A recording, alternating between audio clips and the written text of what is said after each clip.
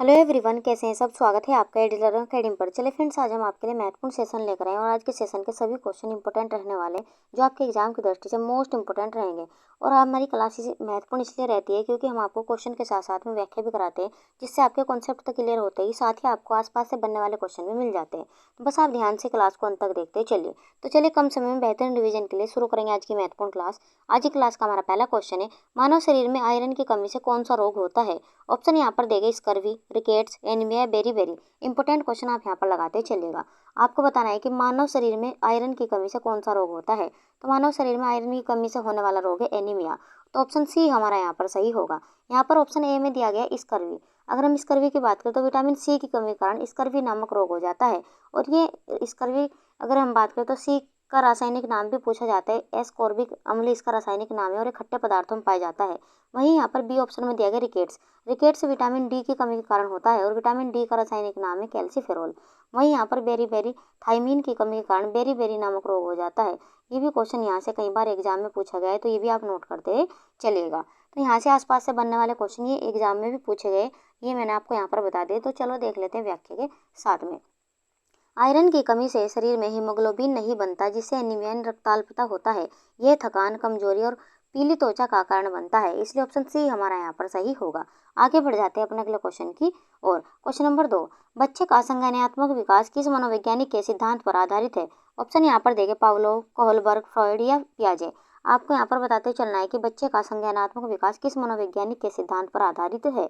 तो ये यहाँ पर पियाजे के मनोवैज्ञानिक सिद्धांत पर आधारित है। और पियाजे के द्वारा संज्ञानात्मक विकास की 4 अवस्थाएं भी दी गई है, जो बार बार एग्जाम में पूछी जाती है। आइए देख लेते हैं महत्वपूर्ण व्याख्या के साथ में। जीन पियाजे ने बच्चों के संज्ञानात्मक विकास की 4 अवस्थाएं बताई है, जो उनके सोचने समझने की क्षमता के विकास को दर्शाती है। इसलिए हमारा ऑप्शन यहाँ पर जीन पियाजे सही होगा। आगे बढ़ जाते हैं अपने अगले क्वेश्चन की और। क्वेश्चन नंबर 3, एक संतुलित आहार में किस प्रकार के पोषक तत्व सम्मिलित होते हैं। ऑप्शन यहाँ पर देंगे केवल विटामिन और खनिज, केवल वसा और प्रोटीन, सभी पोषक तत्व उचित मात्रा में, या केवल कार्बोहाइड्रेट और जल। ये भी क्वेश्चन कई बार एग्जाम में पूछे गए, तो आपको ये भी ध्यान से देखते हुए चलना है। अगर हम यहाँ पर संतुलित आहार की बात करें तो सभी पोषक तत्व इसमें उचित मात्रा में होते हैं। तो यहाँ पर हमारा सी ऑप्शन यहाँ पर सही होगा। आइए देख लेते हैं महत्वपूर्ण व्याख्या के साथ में। संतुलित आहार में कार्बोहाइड्रेट, वसा, प्रोटीन, विटामिन, खनिज एवं जल उचित मात्रा में होना चाहिए, ताकि शरीर का संपूर्ण विकास हो सके। तो यहाँ पर हमारा ऑप्शन सी यहाँ पर सही होगा। सभी पोषक तत्व उचित मात्रा में सम्मिलित होते वही संतुलित आहार कहलाता है। आगे बढ़ जाते हैं अपने अगले क्वेश्चन की और। क्वेश्चन नंबर 4, शिशु को जन्म के कितने समय के अंदर कोलोस्ट्रम देना चाहिए। ऑप्शन यहाँ पर दिए गए 6 घंटे, 1 घंटा, 24 घंटे या 3 दिन बाद। ये क्वेश्चन बार बार एग्जाम में पूछा जाता है, तो आपको ध्यान से देखते चलना है।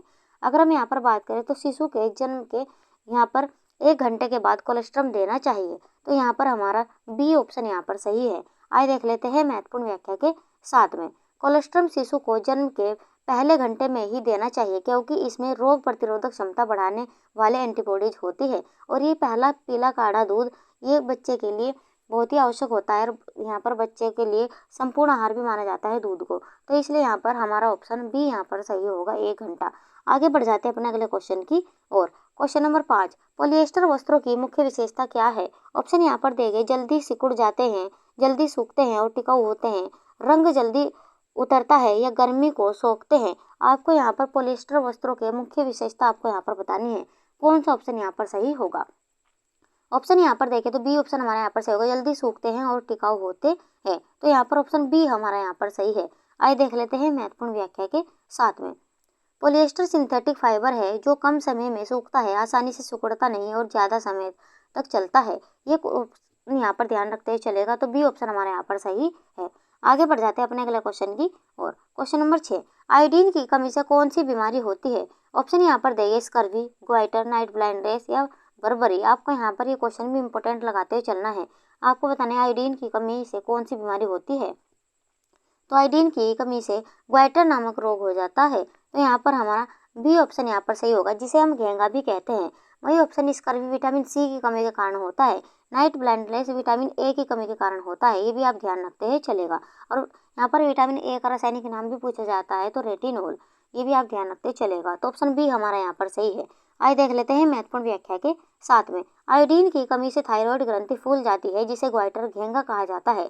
इससे गला सूख जाता है। तो ऑप्शन बी हमारा यहाँ पर सही होगा। आगे बढ़ जाते हैं अपने अगले क्वेश्चन की और। क्वेश्चन नंबर 7, बाल विकास में सामाजिक कौशल किस अवस्था में तीव्र रूप से विकसित होता है? ऑप्शन यहाँ पर देंगे शैशवावस्था, बाल्यावस्था, किशोरावस्था या वयस्कावस्था। आपको यहाँ पर बताना है कि बाल विकास में सामाजिक कौशल किस अवस्था में तीव्र हो जाता है। जल्दी से आप अपना आंसर यहाँ पर दीजिए, कौन सा ऑप्शन यहाँ पर सही होगा। ऑप्शन यहाँ पर देखें तो बी ऑप्शन हमारा यहाँ पर सही होगा, ये बाल्यावस्था में तीव्र हो जाता है। तो यहाँ पर हमारा बी ऑप्शन यहाँ पर सही होगा। आइए देख लेते हैं महत्वपूर्ण व्याख्या के साथ में। बाल्यावस्था में बच्चा दूसरों के साथ खेलता है, नियम सीखता है और सामाजिक व्यवहार को समझने लगता है, इसलिए ऑप्शन बी हमारा यहाँ पर सही होगा, बाल्यावस्था। आगे बढ़ जाते हैं अपने अगले क्वेश्चन की और फ्रेंड जो हम आपको ये क्वेश्चन कराते ही चल रहे हैं, बार बार एग्जाम में पूछे जाते हैं और इंपॉर्टेंट क्वेश्चन है, इसलिए आप ध्यान से क्लास को देखते चलिए, काफ़ी फायदा आपको एग्जाम में यहाँ से होने वाला है। और भी बच्चों को ज़्यादा से ज़्यादा शेयर कीजिएगा क्लास को, ताकि और भी बच्चों को उसका फायदा हो सके। तो चलिए हमारा 8वां क्वेश्चन है, हाउस कीपिंग का मुख्य उद्देश्य क्या है? ऑप्शन यहाँ पर दिए गए, केवल सफाई करना, घर को सजाना, घर को कार्यात्मक, स्वच्छ और सुरक्षित बनाना, रसोई में काम करना। आपको यहाँ पर हाउस कीपिंग का मुख्य उद्देश्य आपको यहाँ पर बताना है। तो हाउस कीपिंग का मुख्य उद्देश्य है घर को कार्यात्मक, स्वच्छ और सुरक्षित बनाना। तो यहाँ पर हमारा सी ऑप्शन यहाँ पर सही होगा। आइए देख लेते हैं महत्वपूर्ण व्याख्या के साथ में। गृह व्यवस्था का उद्देश्य सिर्फ सफाई नहीं, बल्कि पूरे घर को कुशल, व्यवस्थित और आरामदायक बनाना होता है, इसलिए ऑप्शन सी हमारा यहाँ पर सही होगा, घर को कार्यात्मक, स्वच्छ और सुरक्षित बनाना। आगे बढ़ जाते हैं अपने अगले क्वेश्चन की और। क्वेश्चन नंबर 9, वसा का पाचन शरीर में कहाँ प्रारंभ होता है? ऑप्शन यहाँ पर दिए गए हैं, आमाशय, छोटी आंत, बड़ी आंत या यहाँ पर मुख गुहा। आपको बताना है कि वसा का पाचन शरीर में कहाँ प्रारंभ होता है। जल्दी से आप अपना आंसर यहाँ पर दीजिए। ऑप्शन यहाँ पर देखें तो बी ऑप्शन हमारे यहाँ पर सही होगा, छोटी आंत में प्रारंभ होता है। तो बी ऑप्शन के साथ में हम यहाँ पर जाने वाले हैं। आइए देख लेते हैं महत्वपूर्ण व्याख्या के साथ में। वसा का पाचन मुख्य रूप से छोटी आंत में पित्त रस यानी कि बाइल जूस में होता है, फिर यहाँ पर लिपेज एंजाइम की सहायता से होता है। तो इसलिए ऑप्शन बी हमारा यहाँ पर सही होगा। और एक क्वेश्चन और भी पूछा जाता है कि यहाँ पर 1 ग्राम वसा से कितनी कैलोरी ऊर्जा प्राप्त होती है? तो 1 ग्राम वसा से 9 कैलोरी ऊर्जा प्राप्त होती है, ये भी आप ध्यान रखते हैं चलेगा। ये क्वेश्चन कई बार एग्जाम में पूछा जा चुका है। आगे बढ़ जाते हैं अपने अगले क्वेश्चन के और। क्वेश्चन नंबर 10, संतुलित आहार में कार्बोहाइड्रेट का योगदान कितने प्रतिशत होना चाहिए? ऑप्शन यहाँ पर देखें 10 से 20%, 50 से 60%, 70 से 80% या 30 से 40%। ये क्वेश्चन भी आप इंपॉर्टेंट लगाते चलिएगा। आपको यहाँ पर बताना है कि संतुलित आहार में कार्बोहाइड्रेट का योगदान कितने प्रतिशत होना चाहिए? तो ये यहाँ पर 50 से 60% होना चाहिए। बी ऑप्शन हमारा यहाँ पर सही होगा। आइए देख लेते हैं महत्वपूर्ण व्याख्या के साथ में। संतुलित आहार में शरीर की ऊर्जा आवश्यकताओं की पूर्ति हेतु कार्बोहाइड्रेट 50 से 60% तक होना चाहिए, इसलिए ऑप्शन बी हमारा यहाँ पर सही होगा। आगे बढ़ जाते हैं अपने अगले क्वेश्चन की और। क्वेश्चन नंबर 11, यहाँ पर देखते ही चलिएगा कि कपड़ों में से दाग हटाने की क्रिया को क्या कहा जाता है? ऑप्शन यहाँ पर दिया गया, ब्लीचिंग, दाग हटाना, साफ सफाई या ड्राई क्लीनिंग। आपको यहाँ पर बताना है कि कपड़ों में दाग हटाने की क्रिया को क्या कहा जाता है। जल्दी से आप अपना आंसर यहाँ पर दीजिए। ऑप्शन यहाँ पर देखें तो बी ऑप्शन हमारे यहाँ पर सही होगा, दाग हटाना। तो यहाँ पर हमारा बी ऑप्शन सही है। आइए देख लेते हैं महत्वपूर्ण व्याख्या के साथ में। दाग हटाने के लिए दाग के प्रकार के अनुसार उपयुक्त द्रव्यों का उपयोग किया जाता है, जैसे नींबू, सिरका, बेंजीन आदि, इसलिए ऑप्शन हमारा बी यहाँ पर सही होगा। आगे बढ़ जाते हैं अपने अगले क्वेश्चन की और। क्वेश्चन नंबर 12, शिशु के मानसिक विकास के लिए कौन सा कारक अधिक आवश्यक होता है? ऑप्शन यहाँ पर देगा, अच्छा भोजन, अच्छी नींद, माता पिता का सहयोग और उत्तेजना या रंगीन कपड़े। जल्दी से आप अपना आंसर यहाँ पर दीजिए, कौन सा ऑप्शन यहाँ पर सही होगा। तो शिशु के मानसिक विकास के लिए जो कारक अधिक आवश्यक है वह यहाँ पर माता पिता का सहयोग और उत्तेजना। यहाँ पर हमारा सी ऑप्शन यहाँ पर सही होगा। आइए देख लेते हैं महत्वपूर्ण व्याख्या के साथ में। प्रारंभिक वर्षों में माता पिता द्वारा दिया गया सामाजिक और संवेगात्मक सहयोग शिशु के मस्तिष्क और बुद्धि के विकास में महत्वपूर्ण होता है, इसलिए ऑप्शन सी हमारा यहाँ पर सही होगा। आगे बढ़ जाते हैं अपने अगले क्वेश्चन की और। क्वेश्चन नंबर 13, कौन सा पोषक तत्व शरीर में ऊर्जा प्रदान नहीं करता है? यहाँ पर नहीं दिया गया तो इसे ध्यान से देखते चलेगा। ऑप्शन में यहाँ पर दिया गया कार्बोहाइड्रेट, वसा, प्रोटीन या जल। जल्दी से आप अपना आंसर यहाँ पर दीजिए। ऑप्शन यहाँ पर देखें तो यहाँ पर हमारा डी ऑप्शन यहाँ पर सही होगा, जल। तो यहाँ पर ये पोषक तत्व शरीर को ऊर्जा प्रदान नहीं करता है। तो ऑप्शन डी हमारा यहाँ पर सही होगा। अगर हम जल की बात करें तो शरीर के भार का लगभग 65 से 70% तक यहाँ पर जल होता है। ये भी आप ध्यान रखते ही चलेगा और ये क्वेश्चन कई बार एग्जाम में पूछा गया है। और यहाँ पर एक स्वस्थ व्यक्ति को यहाँ पर औसतन 4 से 5 लीटर प्रतिदिन जल पीना चाहिए, ये भी यहाँ पर बताया जाता है। तो ये भी आप ध्यान रखते हुए चलिएगा। तो ऑप्शन डी हमारे यहाँ पर सही है। आइए देख लेते हैं महत्वपूर्ण व्याख्या के साथ में। जल शरीर के ताप नियंत्रण और रासायनिक क्रियाओं के लिए आवश्यक है, परंतु ये ऊर्जा नहीं देता है। जल के कार्य भी कई बार एग्जाम में पूछे जाते हैं, जो यहाँ से कई बार एग्जाम में पूछे जा चुके हैं। तो वहाँ पर अगर हम देखें जल के कार्यों को, यह शरीर में ताप नियंत्रण तो करता ही है, साथ ही यहाँ पर रासायनिक क्रियाओं के लिए भी आवश्यक होता है। और जल की कमी के कारण यहाँ पर रोग हो जाता है निर्जलीकरण। ये क्वेश्चन भी यहाँ से कई बार पूछा जा चुका है।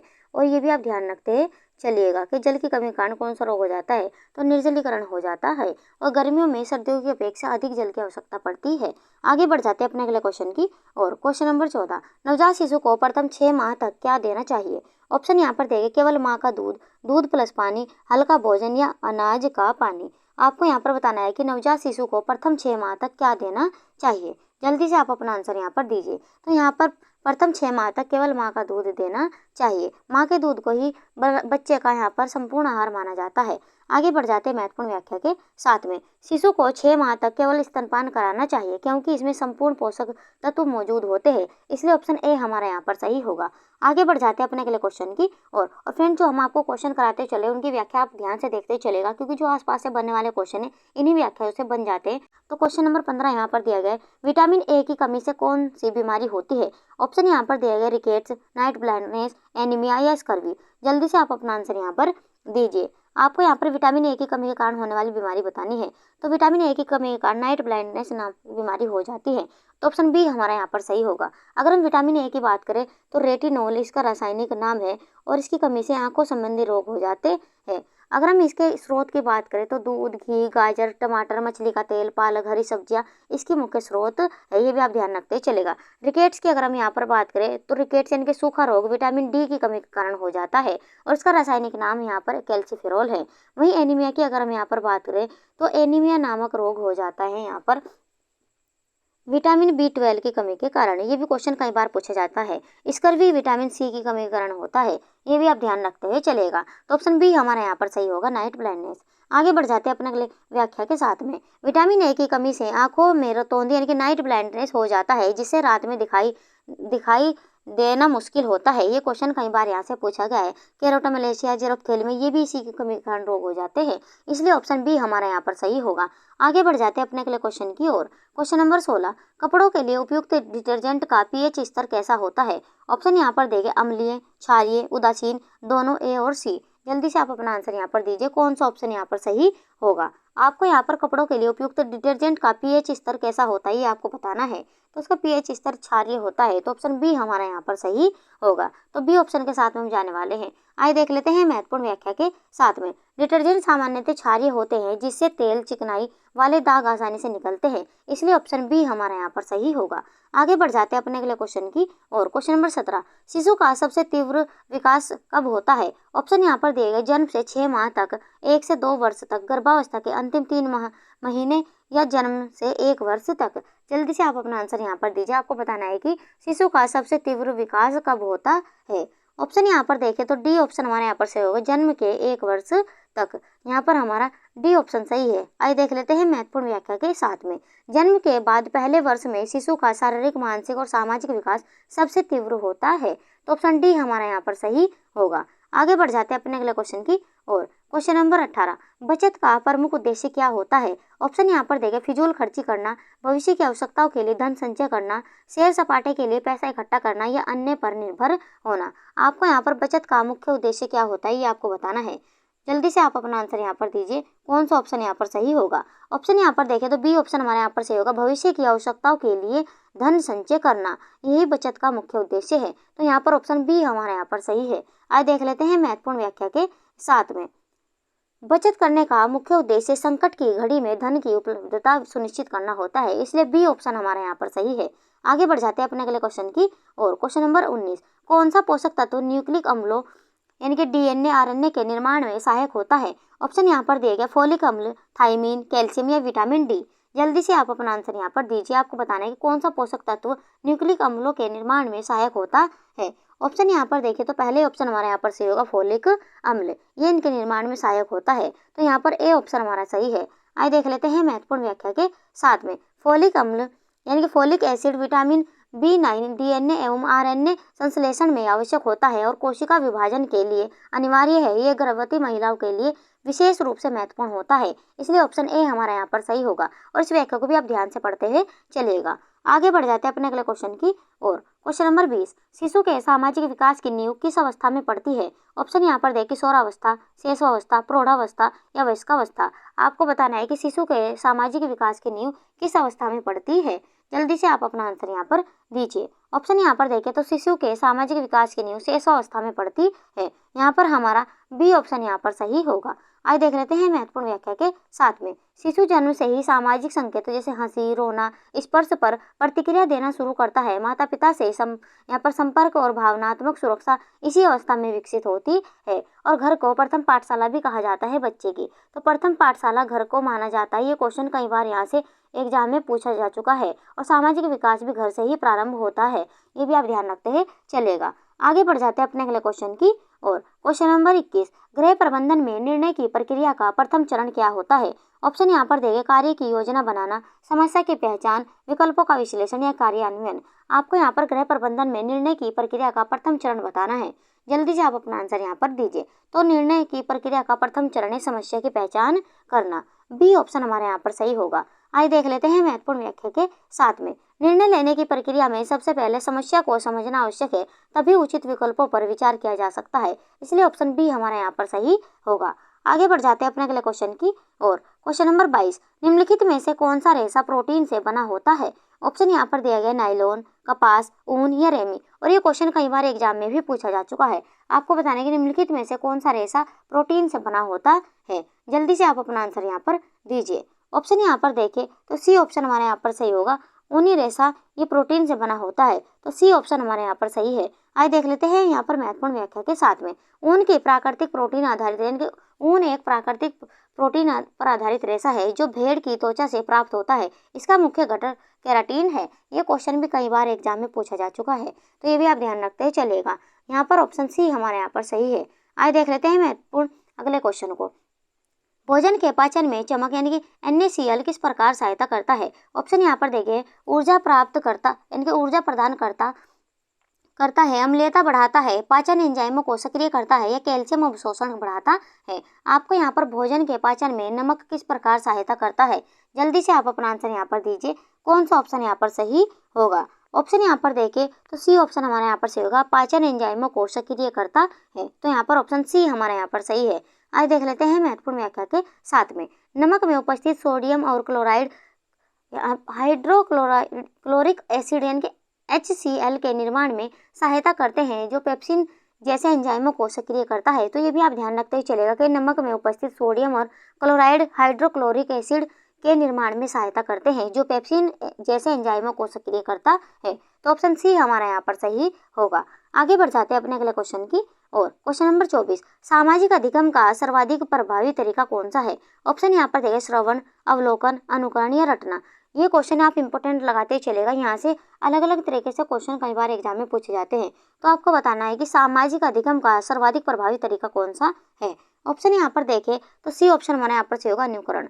यहाँ पर हम सी ऑप्शन के साथ में जाने वाले हैं। आइए देख लेते हैं महत्वपूर्ण व्याख्या के साथ में। बच्चे अधिकतर व्यवहार को दूसरों को देखकर सीखते हैं। बेंडूरा के सामाजिक अधिगम सिद्धांत के अनुसार बच्चे दूसरों की गतिविधियों की नकल करके सीखते हैं। ये भी क्वेश्चन कई बार एग्जाम में पूछा जा चुका है, तो इंपॉर्टेंट व्याख्या लगाते चलिएगा। आगे बढ़ जाते हैं अपने अगले क्वेश्चन की और। क्वेश्चन नंबर 25, कौन सी प्रक्रिया वस्त्रों की टिकाऊपन को बढ़ाने में सहायक होती है? ऑप्शन यहाँ पर देगा, डाइंग, स्टिफनिंग, कैलेंडरिंग या फिनिशिंग। आपको ये क्वेश्चन इंपॉर्टेंट लगाते चलना है। आपको बताना है कि कौन सी प्रक्रिया वस्त्रों की टिकाऊपन को बढ़ाने में सहायक होती है। तो जल्दी से आप अपना आंसर यहाँ पर दीजिए। ऑप्शन यहाँ पर देखें तो डी ऑप्शन हमारे यहाँ पर सही होगा, फिनिशिंग। तो यहाँ पर हम डी ऑप्शन के साथ में जाने वाले हैं। आइए देख लेते हैं महत्वपूर्ण व्याख्या के साथ में। फिनिशिंग एक रासायनिक या यांत्रिक प्रक्रिया है जो वस्त्र को मजबूती, टिकाऊपन, रंग, टिकाऊ और विशेष गुण प्रदान करती है। तो इसलिए डी ऑप्शन हमारे यहाँ पर सही होगा।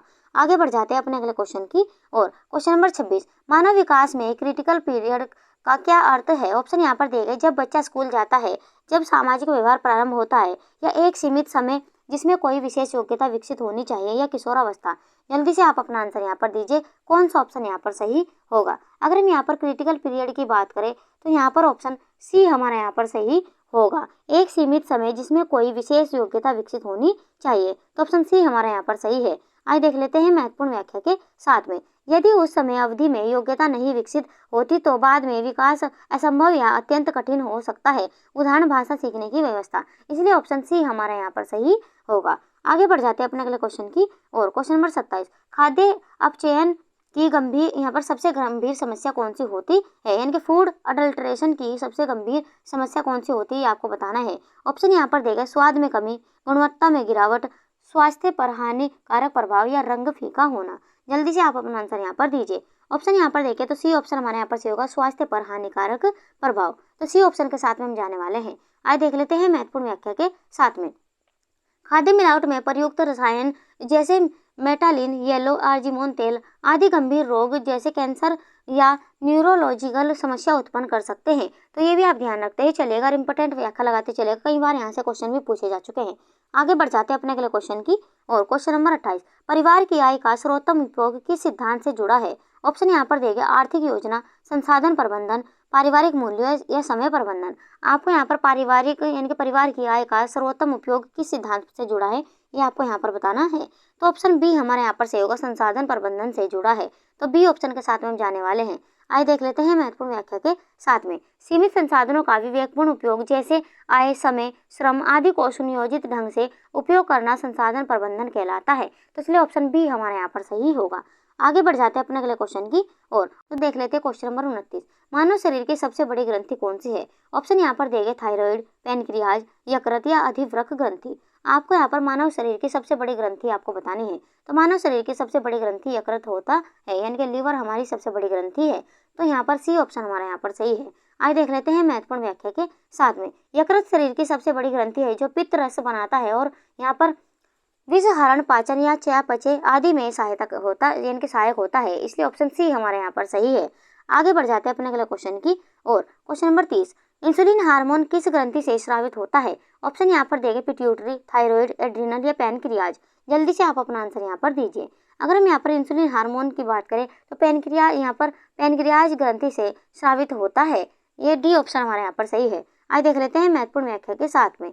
पैनक्रियाज में लैंगरहैंस की द्वीपिकाएं होती है जो इंसुलिन स्रावित करती है, जो रक्त में ग्लूकोज का नियंत्रण करती है। और यहाँ पर इंसुलिन की कमी के कारण मधुमेह नामक रोग भी हो जाता है, जिसे हम यहाँ पर आप ध्यान रखते ही चलेगा, जिसे हम चीनी रोग भी कहते हैं। और ये क्वेश्चन कई बार एग्जाम में भी पूछा जा चुका है, तो इसे भी आप ध्यान से देखते ही चलिएगा। आगे बढ़ जाते हैं अपने अगले क्वेश्चन की और। क्वेश्चन नंबर 31, रक्त में ऑक्सीजन का परिवहन किसके द्वारा होता है? ऑप्शन यहाँ पर देंगे, प्लाज्मा, श्वेत रक्त कणिका, हीमोग्लोबिन, या प्लेटलेट्स। आपको यहाँ पर आंसर देना है कि रक्त में ऑक्सीजन का परिवहन किसके द्वारा होता है। जल्दी से आप अपना आंसर यहाँ पर दीजिए। ऑप्शन यहाँ पर देखें तो रक्त में ऑक्सीजन का परिवहन हीमोग्लोबिन के कारण होता है। ऑप्शन सी हमारा यहाँ पर सही होगा। आइए देख लेते हैं महत्वपूर्ण व्याख्या के साथ में। हीमोग्लोबिन लाल रक्त कणिकाओं में पाया जाता है और यह फेफड़ों से ऑक्सीजन लेकर शरीर के अन्य भागों तक पहुंचाता है। तो ये सी ऑप्शन हमारे यहाँ पर सही होगा। आगे बढ़ जाते हैं अपने अगले क्वेश्चन की और। क्वेश्चन नंबर 32, पियाजे के अनुसार संवेदी प्रक्रियात्मक अवस्था की आयु सीमा क्या है? यानी कि सेंसरी मोटर स्टेज। आपको ये बताना है कि इसकी आयु सीमा कितनी होती है। ऑप्शन यहाँ पर दिए गए, जन्म से 2 वर्ष, यहाँ पर 2 से 7 वर्ष, 7 से 11 वर्ष, या 12 से अधिक। ये क्वेश्चन इंपॉर्टेंट लगाते चलेगा। और यहाँ पर पियाजे के अनुसार यहाँ पर संवेगात्मक यानी कि संज्ञानात्मक विकास की 4 अवस्थाएं बताई गई। ये 4 अवस्थाएं बार बार एग्जाम में भी पूछी जाती है। तो यहाँ से आपको सेंसरी मोटर अवस्था की आयु आपसे पूछी गई, तो कौन सा ऑप्शन हमारे यहाँ पर सही होगा? ऑप्शन यहाँ पर देखें तो ए ऑप्शन हमारे यहाँ पर सही होगा, जन्म से 2 वर्ष तक की अवस्था सेंसरी मोटर स्टेज मानी जाती है। तो यहाँ पर हमारा ए ऑप्शन यहाँ पर सही होगा। आइए देख लेते हैं महत्वपूर्ण व्याख्या के साथ में। इस अवस्था में शिशु अपने आसपास की दुनिया को अपनी इंद्रियों और गतिविधियों के माध्यम से जानता है। तो ऑप्शन यहाँ पर ए हमारे यहाँ पर सही है। आगे बढ़ जाते हैं अपने अगले क्वेश्चन की और। क्वेश्चन नंबर 33, कौन सी आयु को गोल्डन पीरियड कहा जाता है जिसमें संज्ञानात्मक और संवेगात्मक विकास तीव्र होता है? ऑप्शन यहाँ पर दिए गए, 0 से 2 वर्ष, 2 से 5 वर्ष, 6 से 12 वर्ष, या 13 से 18 वर्ष। आपको यहाँ पर गोल्डन पीरियड कहा जाता है किस स्टेज को, ये आपको यहाँ पर बताना है। ऑप्शन यहाँ पर देखें तो यहाँ पर हमारा 33 का हमारा 2 से 5 वर्ष यहाँ पर आंसर होगा। तो बी ऑप्शन हमारे यहाँ पर सही है। तो बी ऑप्शन के साथ में जाने वाले हैं। आइए देख लेते हैं महत्वपूर्ण व्याख्या के साथ में। इस अवधि में भाषा, सामाजिक व्यवहार, सोचने की क्षमता, भावनाओं की अभिव्यक्ति तेजी से विकसित होती है। इसलिए 2 से 5 वर्ष की अवस्था को गोल्डन पीरियड कहा जाता है। ये भी आप ध्यान रखते चलिएगा। आगे बढ़ जाते हैं अपने अगले क्वेश्चन की ओर। क्वेश्चन नंबर 24, सिक्योर अटैचमेंट का संबंध किससे है? ऑप्शन यहाँ पर देंगे असुरक्षित भावनात्मक संबंध, माता से सुरक्षित भावनात्मक जुड़ाव, या शारीरिक विकास, या नैतिकता। आपको यहाँ पर बताना है कि सिक्योर अटैचमेंट का संबंध किससे है। तो जल्दी से आप अपना आंसर यहाँ पर दीजिए, कौन सा ऑप्शन यहाँ पर सही होगा। ऑप्शन यहाँ पर देखें तो बी ऑप्शन हमारे यहाँ पर सही होगा, माता से सुरक्षित भावनात्मक जुड़ाव। ऑप्शन बी हमारा यहाँ पर सही है। आइए देख लेते हैं महत्वपूर्ण व्याख्या के साथ में। यह सकारात्मक सामाजिक व संवेगात्मक विकास का संकेत है, जिससे बच्चा आत्मविश्वासी बनता है। इसलिए ऑप्शन बी हमारे यहाँ पर सही होगा। आगे बढ़ जाते हैं अपने अगले क्वेश्चन की ओर। क्वेश्चन नंबर 35, कौन सा रेशा सेलुलोज पर आधारित है? ऑप्शन यहाँ पर देंगे ऊन, रेशम, नायलॉन, या कपास। ये क्वेश्चन आप इंपोर्टेंट लगाते हुए चलिएगा। आपको बताना है कि कौन सा रेशा सेलुलोज पर आधारित है। जल्दी से आप अपना आंसर यहाँ पर दीजिए। ऑप्शन यहाँ पर देखें तो यहाँ पर हमारा डी ऑप्शन यहाँ पर सही होगा, कपास रेशा सेलुलोज पर आधारित है। तो ऑप्शन डी हमारे यहाँ पर सही है। आइए देख लेते हैं महत्वपूर्ण व्याख्या के साथ में। कपास एक प्राकृतिक वनस्पति आधारित रेशा है, जिसका मुख्य घटक सेलुलोज होता है। ये भी आप ध्यान रखते हैं चलेगा, और ये क्वेश्चन कई बार एग्जाम में पूछा जा चुका है। आगे बढ़ जाते हैं अपने अगले क्वेश्चन की ओर। क्वेश्चन नंबर 26, फिनिशिंग प्रक्रिया का यानी कि 36वां क्वेश्चन है हमारा, फिनिशिंग प्रक्रिया का उद्देश्य क्या होता है? ऑप्शन यहाँ पर देगा वस्त्रों का धोना, वस्त्रों को सिलाई करना, वस्त्रों को सुंदर और टिकाऊ बनाना, या रेशों को काटना। या आपको बताना है कि फिनिशिंग प्रक्रिया का उद्देश्य क्या होता है। जल्दी से आप अपना आंसर यहाँ पर दीजिए, कौन सा ऑप्शन यहाँ पर सही होगा। अगर हम फिनिशिंग प्रक्रिया की बात करें तो वस्त्रों को सुंदर और टिकाऊ बनाना इसका उद्देश्य है। तो ऑप्शन सी हमारे यहाँ पर सही होगा। आइए देख लेते हैं महत्वपूर्ण व्याख्या के साथ में। फिनिशिंग एक प्रक्रिया है जिससे वस्त्रों की बनावट, झिलमिलाहट, रंग व उपयोगिता बढ़ती है। तो इसलिए ऑप्शन सी हमारे यहाँ पर सही है। आगे बढ़ जाते हैं अपने अगले क्वेश्चन की ओर। क्वेश्चन नंबर 37, कपास के वस्त्र धोने के लिए उपयुक्त तापमान क्या होता है? ऑप्शन यहाँ पर दिया गया है बहुत ठंडा, हल्का गुनगुना, उबलता हुआ पानी, या अत्यधिक गर्म। आपको यहाँ पर कपास के वस्त्र धोने के लिए उपयुक्त तापमान क्या होता है ये आपको यहाँ पर बताना है। ऑप्शन यहाँ पर देखें तो हल्का गुनगुना होना चाहिए। तो बी ऑप्शन के साथ में हम जाने वाले हैं। आज देख लेते हैं महत्वपूर्ण व्याख्या के साथ में।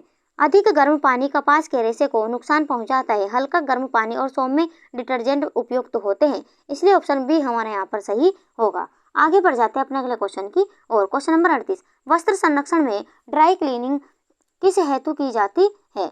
यानी कि ड्राई क्लीनिंग किस हेतु की जाती है? ऑप्शन यहाँ पर दिया गया मोटे वस्त्रों को साफ करने हेतु, सिंथेटिक और नाजुक वस्त्रों को बिना पानी के साफ करने हेतु, रेशों को काटने हेतु, या रंग भरने हेतु। ये क्वेश्चन भी आप इंपोर्टेंट लगाते चलिएगा, क्योंकि यहाँ से बार बार क्वेश्चन एग्जाम में पूछे जाते हैं। तो कौन सा ऑप्शन यहाँ पर सही होगा? ऑप्शन यहाँ पर देखें तो बी ऑप्शन हमारे यहाँ पर सही होगा, सिंथेटिक और नाजुक वस्त्रों को बिना पानी के साफ करने हेतु। ऑप्शन हमारा बी यहाँ पर सही होगा। आज देख लेते हैं महत्वपूर्ण व्याख्या के साथ में। ड्राई क्लीनिंग में टेट्राक्लोरो यानी कि एथिलीन जैसे रसायनों का उपयोग किया जाता है, जिससे नाजुक वस्त्र सुरक्षित रहते हैं। इसलिए ऑप्शन बी हमारा यहाँ पर सही होगा। आगे बढ़ जाते हैं अपने अगले क्वेश्चन की और।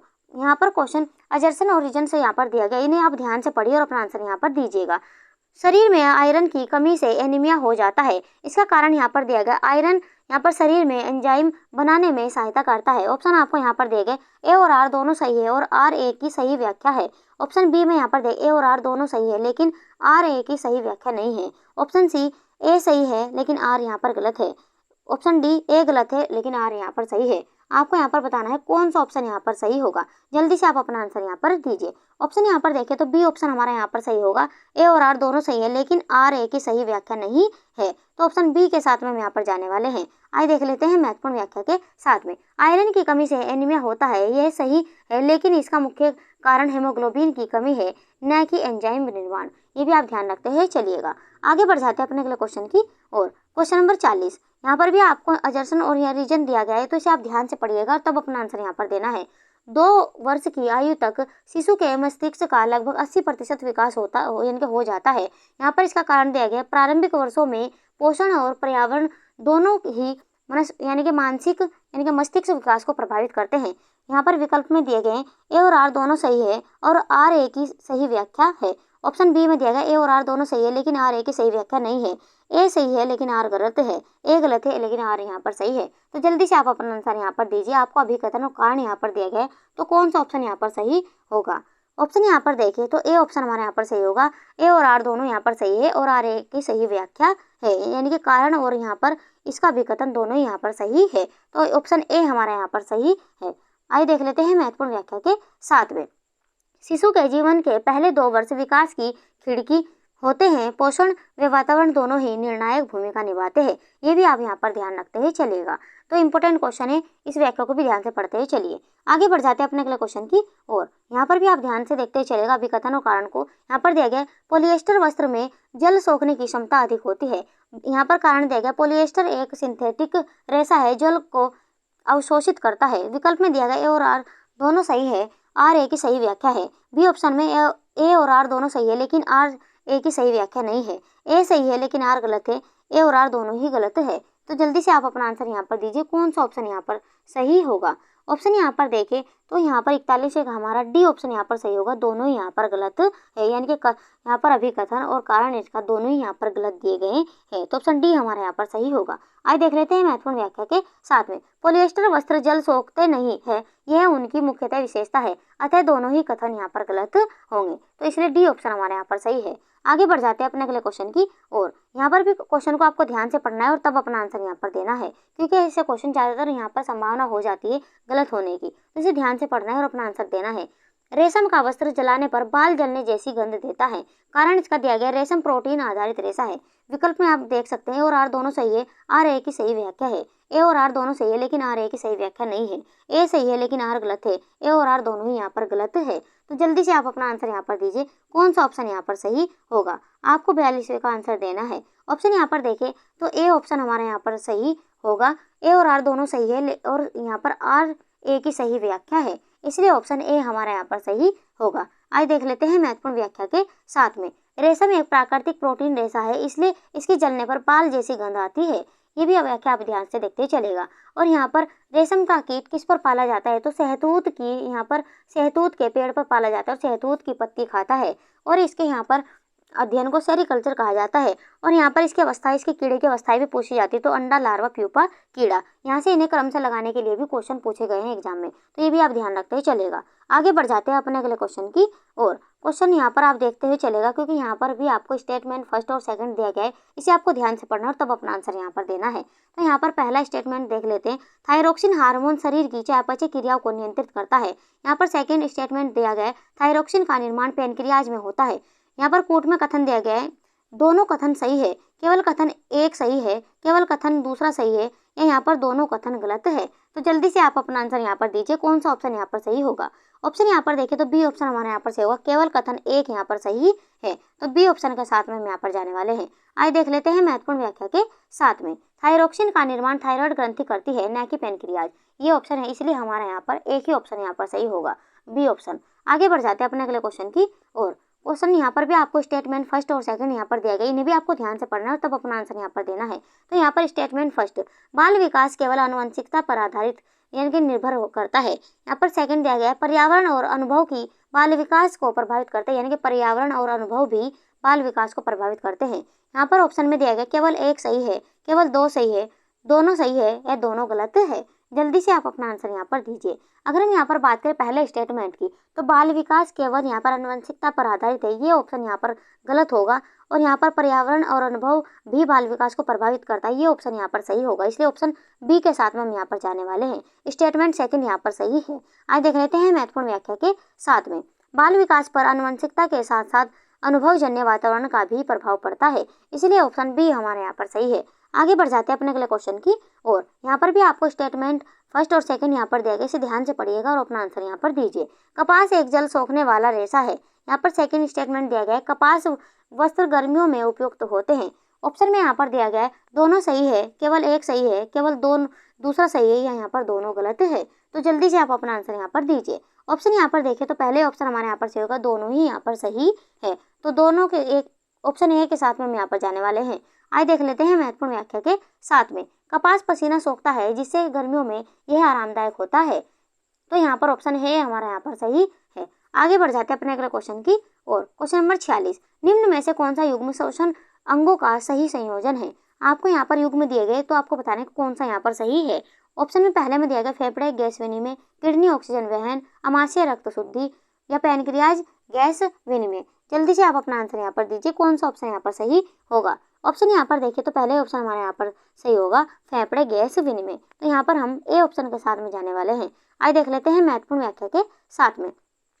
फेफड़े शरीर के श्वसन अंग है जहां ऑक्सीजन और कार्बन डाइऑक्साइड का आदान प्रदान होता है। यह मुख्य श्वसन क्रिया है, इसलिए ऑप्शन ए हमारा यहाँ पर सही होगा। तो क्वेश्चन नंबर 47, बाल विकास की दृष्टि से संकट अवधि किसे कहा जाता है, यानी क्रिटिकल पीरियड किसे कहा जाता है, ये आपको बताना है। और ये क्वेश्चन पिछले यहाँ पर क्वेश्चनों में भी मैंने कराया, लेकिन इसकी थोड़ी सी लैंग्वेज चेंज कर यहाँ से आपका क्वेश्चन एग्जाम में बार बार पूछा गया है। तो यहाँ पर ऑप्शन में दिया गया है जन्म से 1 वर्ष, 0 से 5 वर्ष, 12 से 18 वर्ष या 6 से 10 वर्ष। जल्दी से आप अपना आंसर यहाँ पर दीजिए। ऑप्शन यहाँ पर देखिए तो बी ऑप्शन हमारे यहाँ पर से होगा 0 से 5 वर्ष। तो बी ऑप्शन के साथ में हम यहाँ पर जाने वाले हैं।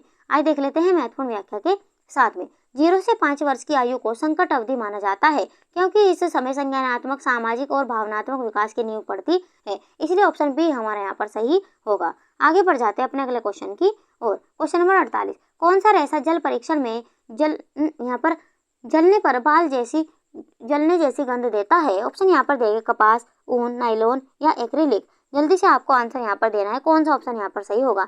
आपको यहाँ पर क्वेश्चन में पूछा गया है कि रेशा जल परीक्षण में जलने पर बाल जलने जैसी गंध देता है, तो आपको बताना है कि वह रेशा कौन सा होगा। ऑप्शन यहाँ पर देखो तो वह रेशा है यहाँ पर ऊन। तो बी ऑप्शन हमारे यहाँ पर सही है। आइए देख लेते हैं महत्वपूर्ण व्याख्या के साथ में। ऊन एक प्रोटीन आधारित रेशा है। प्रोटीन जलने पर बाल जैसी गंध उत्पन्न करता है जिससे उसकी पहचान होती है, इसलिए ऑप्शन बी हमारा यहाँ पर सही है।